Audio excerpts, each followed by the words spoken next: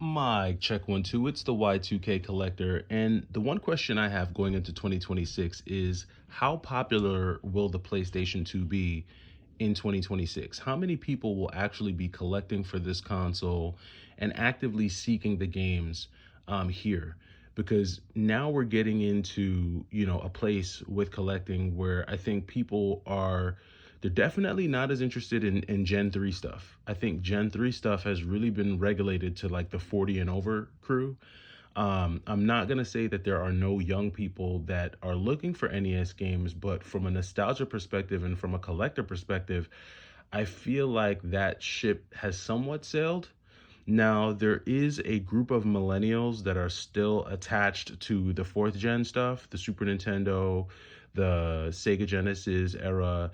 There's plenty of that, right? Because that was a defining era. Super Mario World, Super Metroid, Link to the Past, Sonic the Hedgehog, Rocket Knight, Battletoads. That was a very defining era, early to mid 90s for sure. So I think that there's still enough meat on the bone with the fourth generation where I think we'll still have folks that are actively looking for that stuff still.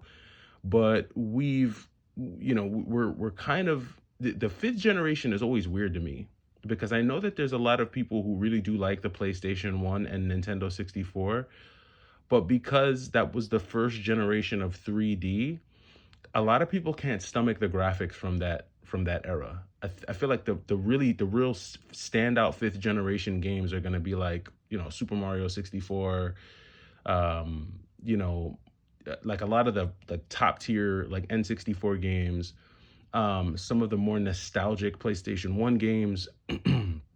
But in terms of looking at the entire library of like a fifth generation console, like a Sega Saturn, a PlayStation 1, N64, I think it's a little bit harder for people to really dive super deep into those libraries. Not to say that people aren't still looking for that stuff, but I think if you were a fifth generation collector, you've got all the games you want by now. By now, you really do. And on top of that, I think it's gotten a lot harder to find the good fifth generation stuff. Finding PlayStation 1 games to me just it feels harder to find good PlayStation 1 games than it does to find good Super Nintendo games, if I'm being completely honest. And I feel like a lot of that is because it was so much easier to break, damage, and lose PlayStation 1 games that there's just not a ton of at least the good stuff just lying around out there. So again, for anyone who really wanted to have and build a PlayStation 1 collection, you have that stuff.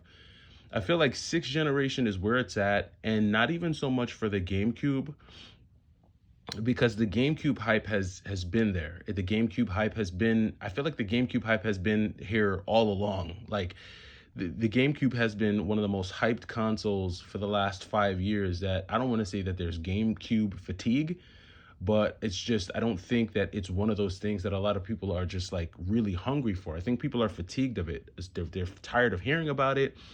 It is still a reseller magnet console because I think a lot of resellers can still command high prices on like Amazon for some of those games and stuff like that.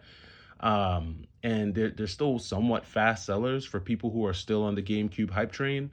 But the PlayStation 2, I think, is the sweet spot, and it will be the sweet spot for a lot of people. It's going to be the sweet spot for a lot of collectors. It's going to be the sweet spot for a lot of people looking to get older PlayStation games that may not necessarily want to go all the way back to the PlayStation 1. Because again, maybe they can't stomach those PlayStation 1 graphics, but the PlayStation 2 is a lot easier to digest from a graphical perspective. I think it was the first big leap in 3D graphics, and then I think everything post PlayStation 2 was somewhat incremental.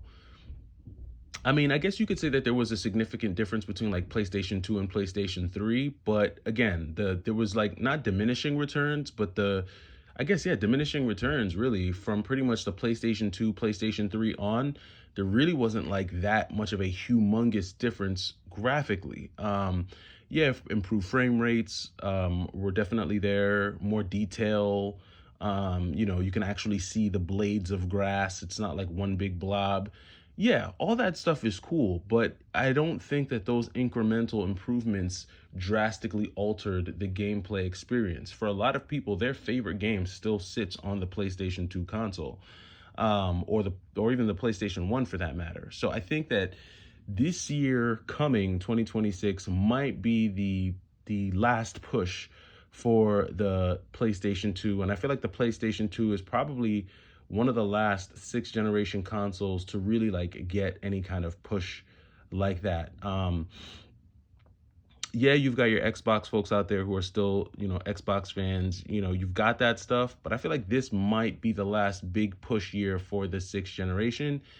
And then I think 2027 onward, we'll enter that PS3 360 era for those who actually care, for that generation who has that nostalgia for those consoles and for those systems. So I think it's going to be very interesting to see, but I could be wrong. I mean, a lot of the people that I talk to in terms of like resellers, they do point to the PlayStation 2 being like it's heating up.